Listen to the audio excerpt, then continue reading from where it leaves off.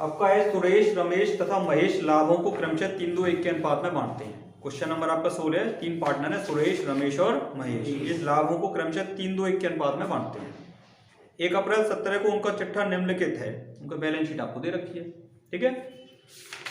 आपकी balance sheet में सारे पॉइंट्स आपको दे रखे हैं। Creditor, general reserve, capital, cash, sundry asset और P&L अकाउंट, ये सारी चीजें आपको दे रखी है। इस स्थिति को उन्होंने तय किया कि सुरेश, रमेश और महेश भविष्य के लाभों को 2-2-1 के अनुपात में बांटेंगे। क्लियर, रेशो चेंज कर लिया उन लोगों ने। अच्छा, क्वेश्चन नंबर 16 और क्वेश्चन नंबर 17 बिल्कुल सेम है, ठीक है ना, सेम पैटर्न पे है, कोई अंतर नहीं है। तो मतलब इस तरह का अगर कोई क्वेश्चन हो कि रेशो चेंज हो रहा है, केवल ना तो कोई पार्टनर आ रहा है ना कोई पार्टनर जा रहा है, इस कंडीशन में सबसे पहले सैक्रिफाइसिंग रेशो निकालना पड़ेगा। क्लियर है, कैसे निकलेगा हम देख लेंगे। तो सबसे पहले हम निकाल लेते हैं त्याग का अनुपात। और त्याग के अनुपात का मैंने एक ही फॉर्मूला बता रखा है, क्या होता है, पूना, पुराना माइनस नया, पूना याद रखना त्याग का अनुपात है, ठीक है। देखो क्वेश्चन नंबर 16, त्याग का अनुपात, इसका फॉर्मूला होता है पूना, पुराना अनुपात माइनस नया अनुपात, ठीक है भाई। Good out. सुरेश का पुराना अनुपात कितना है, 2/3/6 है कि नहीं, पुराना 3/6, और नया हो गया 2 1 तो कितना हो गया 2/5। आपको एलसीएम लेने में अगर दिक्कत हो तो कोई टेंशन मत लेना, क्रॉस मल्टीप्लाई कर देना। 5 का इंटू 3 से कितना हुआ 15, 6 का इंटू 12 से कितना हुआ, तो सॉरी 2 से 12, और 5 का इंटू 6 से कर दो कितना हुआ 30, तो कितना हुआ 3/, काटना पीटना मत, जो ऐसा जो आ रहा है उसको ऐसा ही रहने देना। क्लियर, ऐसा ही। अब ये प्लस में आ रहा है आंसर, फॉर्मूला काय का लगाया मैंने, त्याग का अनुपात, अगर प्लस में आएगा तो क्या होगा, त्याग का अनुपात ही होगा, सैक्रिफाइसिंग रेशियो। क्लियर है। इसके बाद दूसरा कौन है, रमेश। रमेश का जो पुराना वाला अनुपात है 2/6 और नया अनुपात है 2/5। क्रॉस मल्टीप्लाई करो तो 5 का इंटू 2 से करो 10, 6 का इंटू 2 से करो 12, 6 का इंटू 5 से कर दो 30, माइनस के 2/30। इसका मतलब ये होगा सैक्रिफाइसिंग का उल्टा क्या हो गया, गेनिंग रेशियो हो गया, तो ये गेनिंग हो गया। इसके बाद है महेश का जो पुराना अनुपात है वो 1/6 और जो नया अनुपात है वो 1/5। क्रॉस मल्टीप्लाई करो 5 - 6/30 इक्वल टू -1/30। ये भी क्या हो गया, पुट आउट। अब उत्तर को आप वेरीफाई कर लो, सैक्रिफाइसिंग रेशियो और गेनिंग रेशियो बराबर है कि नहीं है। सैक्रिफाइस 3/30, गेनिंग आपका 2/30 और 1/30, कितना 3/30, दोनों बराबर हो गए। दोनों बराबर हो जाते हैं, यहां तक हमारा क्वेश्चन सही है। क्लियर, पुट आउट, नोट करो। अब अपना पॉइंट नंबर नेक्स्ट पढ़ना है, हमने निकाल लिया क्या, त्याग का अनुपात और फायदे का अनुपात निकाल लिया। अब क्वेश्चन में कह रहा है वो, एक बैलेंस शीट आपको दे रखी है और बैलेंस शीट के लिए क्वेश्चन में कह रहा है कि साहब उस स्थिति को ख्याति का मूल्यांकन 72,000 पर किया गया, फर्म की पुस्तकों में साझेदारों को पूर्ण खाता बनाइए। मतलब संपत्ति व दायित्व में कोई परिवर्तन को नहीं कर रहा है, संपत्ति दायित्व में परिवर्तन नहीं कर रहा है, तो इसका मतलब रिवैल्यूएशन अकाउंट नहीं बनेगा। जबरदस्ती थोड़ी बनाओगे, जरूरत है तो बनाओगे, नहीं तो नहीं बनाओगे। तो रिवैल्यूएशन के बाद सेकंड अकाउंट कौन किसका बनेगा, पार्टनर्स कैपिटल अकाउंट बना लो।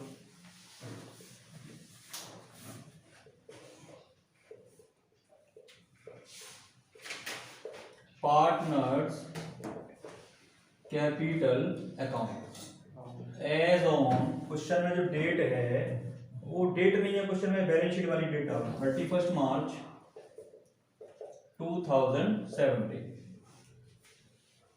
जितने पार्टनर उतने कॉलम।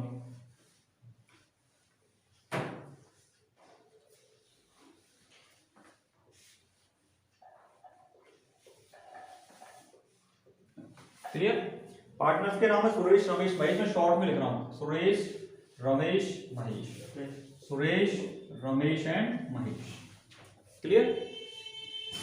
अब इसका पहला स्टेप होता है कैपिटल को देखोगे आप, बैलेंस शीट में कैपिटल लिखी हुई है इधर वाली साइड में, साइड बदल दो, कहां लिखना है बाई में। Clear. By balance BD. By balance 81, 120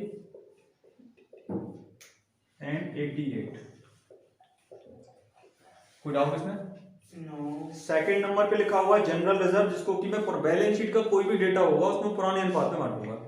ठीक है, पुरानी बैलेंस शीट पुराना अनुपात। General reserve 1,08,000।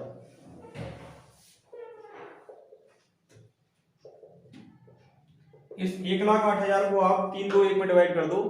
1,08,000 को जब मैं 3 2 1 में डिवाइड करूंगा कितना? 54,000। इसके बाद 36,000, इसके बाद 18,000। Clear?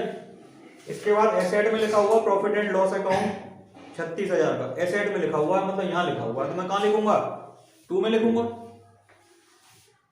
2 T and L account.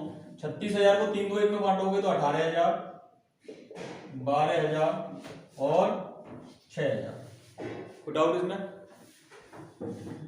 इसके बाद क्वेश्चन में कह रहा है गुडविल 72,000 पर मूल्यांकन किया गया। अब इसको देख लो आप लोग, गुडविल का एडजस्टमेंट कैसे होगा? देखो, इसमें कोई पार्टनर गुडविल का पैसा लेके तो आ नहीं रहा। जब लेके कोई पार्टनर नहीं आएगा तो कैसे एडजस्ट करेंगे? रेशियो जब चेंज होता है तो गुडविल कैसे एडजस्ट होती है? 3 पार्टनर है मेरे, तो सुरेश, गुडविल कितने रुपए की? 72,000। सुरेश का रेशियो पॉजिटिव था या नेगेटिव था? पॉजिटिव था, मतलब सैक्रिफाइस था। इनटू कितने रुपए का था? 3/30। तो 3/30 से जब आप इसको काटोगे तो कितने रुपए आएगा? 7200 रुपए। ठीक है, ये त्याग किया था। क्या किया था? त्याग। जो त्याग करता है उसको क्या होता है? क्रेडिट में लिखा जाता है। मैंने एंट्री बताई थी, जो त्याग करेगा उसको क्या करते हैं? क्रेडिट। तो सुरेश क्या होगा? क्रेडिट। तो सुरेश के क्रेडिट में आप कितने रुपए लिख दोगे? 7200। लिखने से पहले चलो कैलकुलेशन कर लो पहले। सुरेश के बाद कौन है? रमेश। 72,000 का कितने? 2/30। माइनस का है ना, माइनस का मतलब इसका गेनिंग रेशियो है, तो जिसका गेनिंग होगा उसको क्या करेंगे? डेरिवेटिव। क्लियर? तो ये 7200 रुपए का 2/30 कितना होगा? 4800 रुपए। इसको क्या करेंगे? डेरिवेटिव। क्लियर? इसके बाद महेश, महेश का कितना है? 1/30। इसका आएगा 2400 रुपए। ये क्या होगा? डेरिवेटिव। No doubt? अब आप डेबिट में मेरे पास 2 अमाउंट है, किस किस के? 4800 और 2400। किस किस के? रमेश के। तो यहां लिखो 4800 रुपए और 2400 लिख दिए मैंने। रमेश और महेश के में तो लिख दिया मैंने, बच कौन गया? सुरेश। तो यहां किसका नाम लिखूंगा? Suresh capital account. No doubt? जिसके कॉलम में पैसा लग गया उसका नाम यहां नहीं लिखना, जो बच जाएगा उसका नाम लिख दो। ठीक है? अब यहाँ पे किस किस के कॉलम में लिखना है? 7200 रुपए लिखना है सुरेश के में, पर नाम तो मुझे 2 लिखने पड़ेंगे, रमेश और महेश। तो 2 नाम। रमेश का पैसा कितना है? 4800। तो यहाँ लिखो बाई रमेश कैपिटल कितने रुपए? 48। किसके कॉलम में लिखूंगा? पर मैं सुरेश के में, सुरेश को मिलना चाहिए। और महेश के कॉलम में बाई महेश कैपिटल कितने रुपए? 2400। हो गया 7200 रुपए। क्लियर है? इस तरह से आपको गुडविल का एडजस्टमेंट करना है। क्लियर है बात? सभी क्वेश्चनों में जिसमें रेशियो चेंज होगा। ठीक है, अब टोटल लगा लो। 180 और 54 कितना हो गया? 134। 134 और 7 कितना हो गया? 141। 141 200। 42 आ रहा है? 54 और 7 क्या होना चाहिए? देखो 180 और 50 कितना हो गया? 130 230 हो गए। 230 और 4 कितना हो गया? 244 234 234 और 4 238 238 और 2 240 और 1200 241 होना चाहिए। इसमें आंसर कितना है? कैलकुलेट से कर लो। 180 प्लस 54 प्लस 4800 प्लस 5400 241 आएगा। ठीक है, इसमें से माइनस कर दो 18,000। अपना आंसर होना चाहिए 2,23,200। सही है। 2,23,200। ये क्या बचा मेरा? 2 बैलेंस शीट 2,41,200। ठीक है, अब देखो 1 20 और 36 कितना हो गया? 156 माइनस कर दो 12 16,800। 156 में से दोनों को माइनस कर दो, बचा मेरा 1,39,200। ठीक है भाई। इसी तरह से 88 और 18 कितना होता है? 1,06,000। 1,06,000 में से 6 और 24 तो 97,600। चेक करो ये आंसर है या नहीं है। इस तरह से मैंने बना ली कैपिटल अकाउंट। कोई डाउट इसमें? क्लियर है? नोट डाउन करो इसको। इसके देखिए बैलेंस शीट कैसे बनाएगी अब।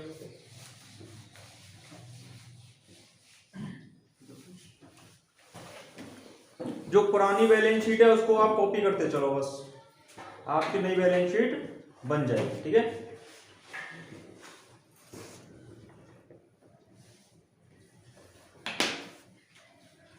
पुरानी बैलेंस शीट देखो, फॉर्मेट बना लो।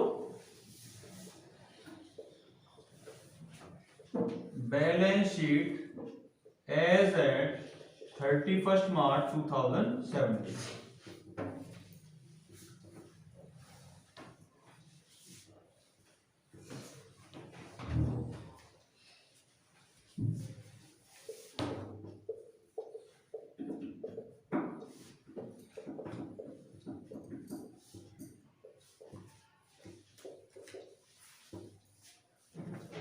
सबसे पहले क्रेडिटर। क्रेडिटर में तो कोई चीज कराई नहीं है। ठीक है, जितने का है उतने का लिख दो। क्रेडिटर कितने का है? 1,60,000 का। इसके बाद जनरल रिजर्व लिखना नहीं है, कैपिटल मैंने नया निकाल लिया। सुरेश का है 2,23,200। फिर रमेश का है आपका ये रहा 1,39,200। फिर महेश का है 97,600। टोटल कितना हो गया ये? 2 और 1 3 4,60,000। तो ये 6,20,000 का क्या हो गया टोटल। ठीक है। एसेट पे आओ। सबसे पहले कैश। जब रेशियो चेंज होता है तो हमेशा याद रखना, ना तो कैश लाता है ना तो कैश ले जाता है। कैश कभी चेंज नहीं होता। ठीक है, जब रेशियो चेंज होता है। ठीक है।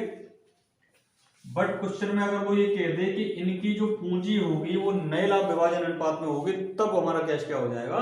चेंज हो जाएगा। नॉर्मल केस में चेंज नहीं होता। ठीक है। सन्ड्री एसेट्स पे कोई फर्क पड़ा नहीं। सन्ड्री रेशियो चेंज में बैलेंस शीट बहुत आसान हो जाती है। ठीक है ना। 4,80,000। P&L तो लिखना ही नहीं हमको। कितना हो गया टोटल? 6,20,000। ये आपका क्या हुआ आंसर।